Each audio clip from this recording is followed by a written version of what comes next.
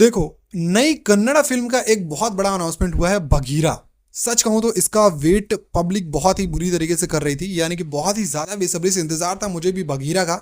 लेकिन जब इसका ट्रेलर आया, यानी कि अभी जो इसका हाल फिलहाल में एक टीजर आया, तो मैं बहुत ज्यादा शॉक्ड हूँ। और इसका रीजन क्या है? सबसे पहले तो ये कि ये मूवी तेलुगु और कन्नड़ में मतलब इसका टीजर आया, लेकिन हिंदी में नहीं आया।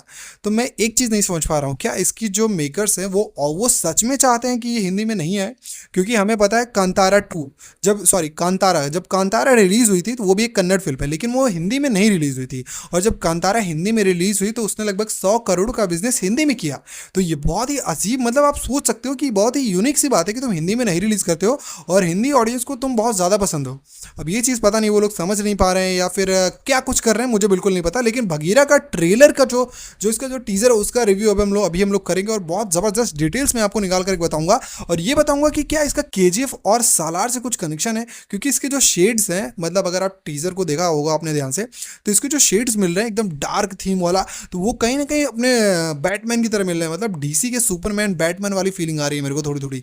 अब उस सब की फीलिंग तो अलग है, लेकिन इसका कनेक्शन, इसके देखो पूरी जो थीम है और इसके जो डायरेक्टर हैं प्रशांत नील, तो ये और होमबोले फिल्म है भाई, तो उसका तो लेवल तुम सोच ही सकते हो। और होमबोले फिल्म की ही है सालार और केजीएफ, तो मे भी हो सकता है कि ये जो बघीरा आ रही है ये भी उससे वेल कनेक्टेड हो। फिलहाल इन सब चीज़ों के क्वेश्चन के आंसर आपको मिलेंगे, लेकिन आप उसके पहले आपको खाली वीडियो को लाइक कर देना है और चैनल को सब्सक्राइब करने के अलावा आपको कुछ करना ही नहीं है, खाली वीडियो को देखते जाना है। देखो, अब बढ़ते हैं आगे। सबसे पहले तो इसकी डिटेलिंग की बात करूं तो एक बंदा है जिसका नाम है बघीरा, जो कि विलेंस को मार रहा है और जिन विलेंस को पुलिस को पकड़ना चाहिए वो उनको मार रहा है, ठीक है। लेकिन एक इसमें एक स्लैप वाला सीन है, यानी कि थप्पड़ वाला सीन है, जो कि मुझे कबीर सिंह की याद दिला देता है। तो कहानी में कुछ कबीर सिंह वाला ट्विस्ट, कुछ भाई बात हजम तो नहीं होती, यानी कि हमको लग हमको भले ज़रूर रहा है कि ये एक जस्ट एक सुपर हीरो जैसी फिल्म है भाई। इसके जो शेड्स हैं आप ध्यान से देखो तो मुझे ये थोड़ा बैटमैन जैसे लगता है, यानी कि डीसी का बैटमैन। फिलहाल मैं कहूँ तो इंडिया में अगर सुपर हीरो मूवी की बात करूँ तो एक बहुत पहले एक मूवी आई थी भावेश जोशी सुपर हीरो, तो उसकी याद आ गई इसको देख करके। वो मैं कहूँ तो ज़्यादा फेमस नहीं हुई, लेकिन हाँ एक बढ़िया मूवी थी। अब बघीरा का जो लेवल है, ये इतना हाइप इसकी क्रिएट नहीं की है इसके मेकर्स ने। सबसे पहली जो इसकी गलती है, और या यूं कहें कि मेकर्स चाहते ही नहीं है इसको उतना बड़ा बनाना, यानी कि जो प्रशांत नील है, जो होम्बले फिल्म है, इसका लेवल केजीएफ और सालार के साथ नहीं बैठा रही है। और दूसरा, इसका जो बजट है वो लगभग 30 से 40 करोड़ है, इसलिए इसमें जो आपको वीएफएक्स एंड इसकी जो जो लाइटिंग वाइटिंग दिख रही है वो थोड़ा सा कम दिख रही है। जैसे कि आप आर राजा मौली की मूवीज़ में आपने एक चीज़ नोटिस की होगी कि भाई लाइटिंग और कलर्स की चीज़ें तो एकदम मतलब मस्त रहती है, ब्राइट।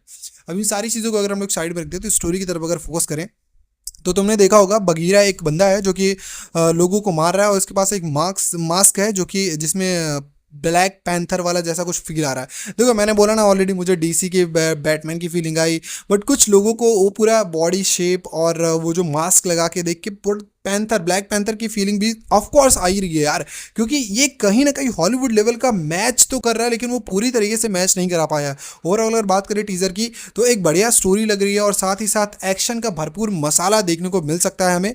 लेकिन एक जो सबसे बड़ी कमी है, यूं कहूँ कि बाद में कहीं मेकर्स को पछताना ना पड़े, वो ये है कि इसको हिंदी में नहीं रिलीज़ करना। अब अगर हिंदी में नहीं रिलीज़ कर रहे हैं तो इसका रीज़न ये हो सकता है कि शायद उन्होंने इसकी स्टोरी को इतने लार्ज स्केल में प्रेजेंट करने के लिए बनाया ही ना हो। और एक बड़ा रीज़न ये भी हो सकता है क्योंकि 31 अक्टूबर को ऑलरेडी तुम्हें पता है कि बोल भुलैया 3 और सिंघम अगेन जैसी बॉलीवुड की महा बड़ी फिल्में आ रही हैं, जो कि शायद उसको स्क्रीन ही ना मिले। तो वो लोग बिल्कुल भी रिस्क नहीं लेना चाहते कि जब स्क्रीन नहीं मिल रही है तो फिर फालतू में पैसा क्यों बर्बाद करें, है ना। हिंदी रिलीज़ करने में क्यों बर्बाद करें जब ऑडियंस नहीं मिलेगी, स्क्रीन नहीं मिलेगी। तो ये एक बड़ा रीज़न हो सकता है। लेकिन जैसा कि हमने पिछला रिकॉर्ड भी देखा है कन्नड़ मूवी का, मैंने ऑलरेडी बताया तुम्हें कांतारा कि जब वो रिलीज हुई थी तो वो भी हिंदी में नहीं हुई थी, लेकिन जब हिंदी में हुई तो भाई अच्छा खासा पैसा कमाई। और आजकल की ऑडियंस को ऐसा ही है, अगर आप बढ़िया स्टोरी लाते हो, बढ़िया मास सिनेमा लाते हो, तो ऑडियंस है वो मतलब देखेगी। उसका कोई ऐसा नहीं है कि बॉलीवुड है तो बॉलीवुड को देखेगी, नहीं, मैं ऐसा बिल्कुल मैं भी नहीं मानता हूँ। और शायद इंडियन ऑडियंस भी अब बहुत ज़्यादा चालाक और बहुत ज़्यादा जानकार हो गई है। फिलहाल अगर ओवरऑल टीजर की बात करें तो मुझे तो बढ़िया लगा। जिस हिसाब से 30-40 करोड़ मिनट में चीज़ें बनाई है ज़बरदस्त है। लेकिन ये केजीएफ और सालार, यानी कि प्रभास का लेवल तो किसी भी हद तक और जादूगर यश का लेवल तो टच ही नहीं कर सकती है। वैसे तुम्हें क्या लगता है, क्या केजीएफ और यश की बराबरी ये मूवी कर पाएगी या फिर ये दोनों अनमैचेबल है? अगर तुम केजीएफ और यश की इतनी बढ़िया मूवी के फैन हो और सालार को तुम अपनी फेवरेट मूवी मानते हो, भाई प्रभास को अपना फेवरेट एक्टर, तो कमेंट करो यार, फटाफट बताओ और चैनल को सब्सक्राइब करो और वीडियो को लाइक भी करो। और अगर तुम्हें कोई भी शिकायत या फिर तुम्हें कोई सुझाव देना है मेरे चैनल के लिए या फिर मुझे, तो मेरा कमेंट बॉक्स ओपन है बॉस। मिलते हैं नेक्स्ट वीडियो में।